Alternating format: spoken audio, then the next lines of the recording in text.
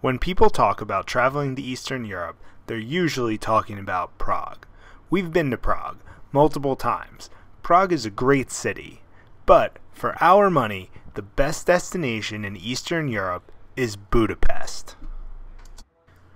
Budapest is located in the heart of Central Europe. It was once a capital of the mighty Habsburg Empire. But during the 20th century, the Austro-Hungarian Empire fell in World War I, the Jewish population of Hungary was devastated in World War II, and the country was occupied by the Soviets during the Cold War until the 1980s. When the Habsburg Empire fell, it left Budapest like a stately head without a body. And for the finest floodlit monument tour outside of Paris, be sure to take a cruise down the Danube River. We are on the Legenda on the Danube in Budapest. We're about to do a night sightseeing tour on the river. Budapest is actually two cities in one, separated down the middle by the mighty Danube River. To the west is the hillier Buda side, which is technically part of Europe, while to the east is the flatter Pest side, which is in Asia. There are several bridges that connect the two sides, including the famous Chain Bridge.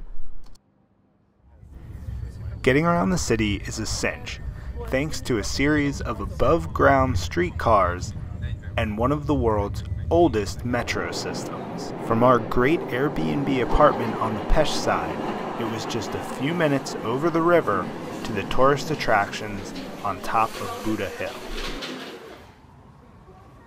Is this thing on? Is this thing on? We are about to enter Matthias Church on Buda Hill. And where are we now? Buda Hill. Buda Hill is a short funicular ride up the steep west bank of the Danube River. In addition to great views, you'll find much of the city's history is on top of this hill. Just next to the gigantic Buda Castle is Matthias Church. A church was originally constructed in this spot in the 11th century. It was destroyed by Mongol hordes that swept through Hungary in the 13th century. It was rebuilt and then used as a mosque during the Ottoman occupation in the 16th century. Not surprisingly, it had to be restored in the 20th century after sustaining significant damage in World War II. In 1896, the city of Budapest celebrated its 1,000th year anniversary. To mark the occasion, it went on a building spree. Many of the city's landmarks, including the subway, were built either for the 1896 celebration or just after it.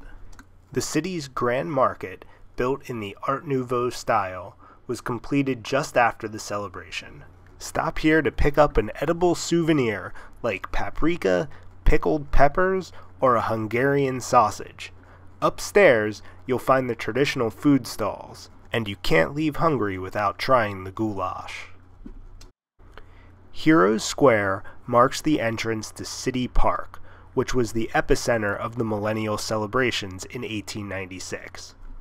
Today, the park contains our favorite attraction in Budapest. This is the St. Cheney Baths in City Park. Much of Hungary sits on the top of thermal hot springs. The baths are available to use for a small fee.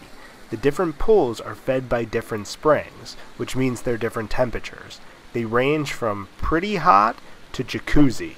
We ended up liking it so much we visited twice, once when we first got there and the day we left. It wasn't crowded either time, and our late night swim under the stars on a cold December night was one of the highlights of our trip to Budapest. Another sight from the city's grand 19th century celebration is the Hungarian State Opera House. Since we were there in the Christmas season, we took in a performance of the Nutcracker. And afterwards, we had dessert at the city's delightful little Christmas market. What are you eating there? A huge cinnamon swirl thing. It's an old-timey cinnamon swirl. And this is the Christmas market.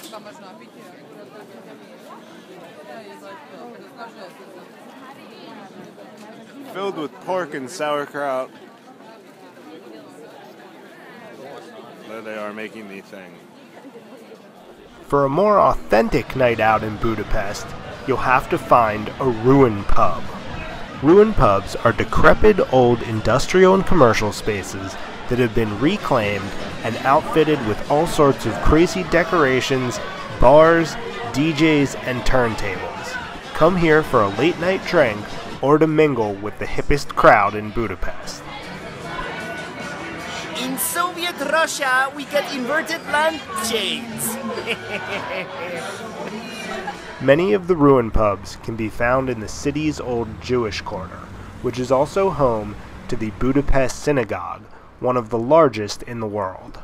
The synagogue was part of the Jewish ghetto during the Nazi occupation of Hungary in World War II. In the courtyard is a memorial to the 400,000 Hungarian Jews who were murdered by the Nazis. Unfortunately for the Hungarians, when the Nazis moved out, the Soviets moved in. The Museum of Terror, housed in the old secret police headquarters, gives a glimpse of what life was like under those two brutal occupations.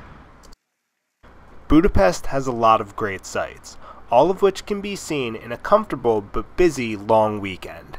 And don't forget, if you're feeling stressed at any point, just head back to the baths.